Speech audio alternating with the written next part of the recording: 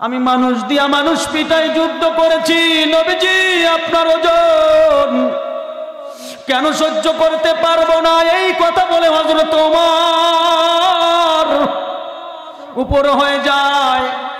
আল্লাহর নবী হযরত ওমরের দুই ঘাড়ের উপরে যখন দুইটা হাত রাখলেন, দুইটা হাত রাখতে দেরি হযরত ওমর ফারুক রাদিয়াল্লাহু তাআলা আনহু আল্লাহু আকবার বলে চিৎকার মেরে মসজিদ নববীর মধ্যে পড়ে যায়। জি সাল্লাল্লাহু আলাইহি ওয়াসাল্লাম মসজিদ নববীতে বসে আছেন, হযরত উমর ফারুক রাদিয়াল্লাহু তাআলা আনহু বসে আছেন। আল্লাহ নবী বলছেন হযরত উমর ফারুক রাদিয়াল্লাহু তাআলা আনহুকে, উমর আপনি কি লক্ষ্য করেছেন মসজিদ নববীর চাল থেকে পানি পড়ে? হযরত উমর ফারুক রাদিয়াল্লাহু তাআলা আনহু বলছেন, নবীজি ইয়া রাসূলুল্লাহ, ইয়া হাবিবাল্লাহ, নবীজি আমি লক্ষ্য করেছি মসজিদ নববীর চাল থেকে পানি পড়ে, এখন কি করতে হবে? আল্লাহর নবী বলেন, উমর যান একটা টুলের ব্যবস্থা করেন, উঁচু কিছুর উপরে দাঁড়ায়া মসজিদ নববীর চাল মেরামত করতে হবে। হযরত উমর ফারুক রাদিয়াল্লাহু তাআলা আনহু চলে গেলেন। কিছুক্ষণ পর খালি হাতে ফিরে আসলেন। উমরের মন খারাপ। নবীজি বললেন, উমর মন কেন খারাপ, টুল কোথায়? হযরত উমর ফারুক রাদিয়াল্লাহু তাআলা আনহু বলছেন, নবীজি টুলের ব্যবস্থা করতে পারি নাই, এজন্য আমার মন খারাপ। ও নবী, মসজিদ নববীর চাল কিভাবে মেরামত হবে? আল্লাহর নবী বলছেন, ওমর টুল লাগবে না, উঁচু কিছু লাগবে না, আপনি মন খারাপ করবেন না।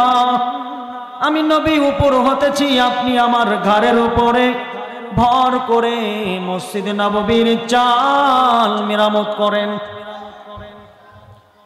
হযরত উমর ফারুক রাদিয়াল্লাহু তাআলা আনহু বলছেন, নবীজি আপনি কি বলেন?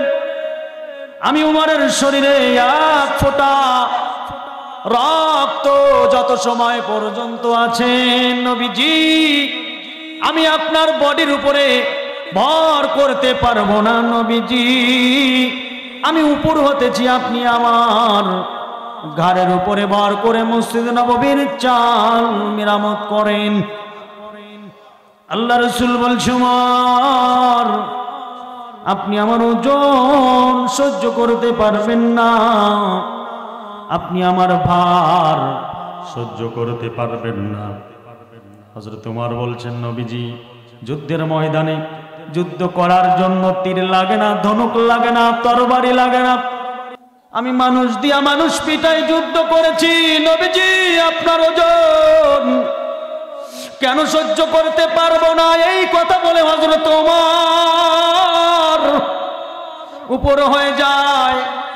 আল্লাহর নবী হযরত ওমরের দুই ঘাড়ের উপরে যখন দুইটা হাত রাখলেন, দুইটা হাত রাখতে দেরি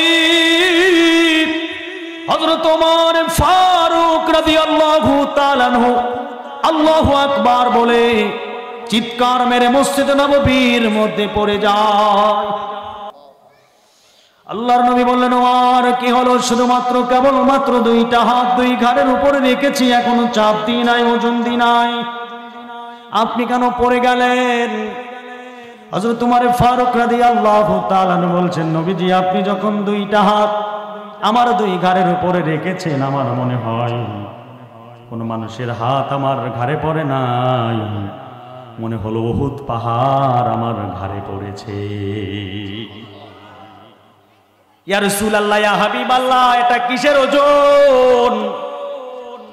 মানুষের 3.5 হাত বডিতে তো এত ওজন হতে পারে না। আল্লাহর নবী বলে, ওমর এ ওজন আমার ওজন নয়, এ ওজন ওজন আমার বডির ওজন নয়। আল্লাহ পাক রব্বুল আলামিন আমাকে 2500-এরও বেশি মুজিজা দিয়েছেন। তার মধ্যে উত্তম মুজিজা 30 পারা কালাম দিয়েছেন। এই ওজন সেই কালামের ওজন।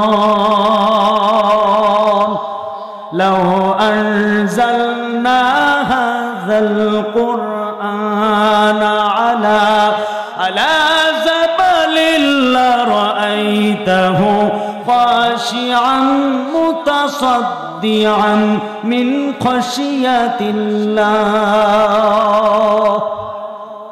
আল্লাহ বলছে, আমি কোরআনকে যদি পাহাড়ের উপর অবতীর্ণ করতাম তাহলে তোমরা তা দেখতে আল্লাহর ভয়ে নত হয়ে বিদীর্ণ হয়ে গিয়েছে।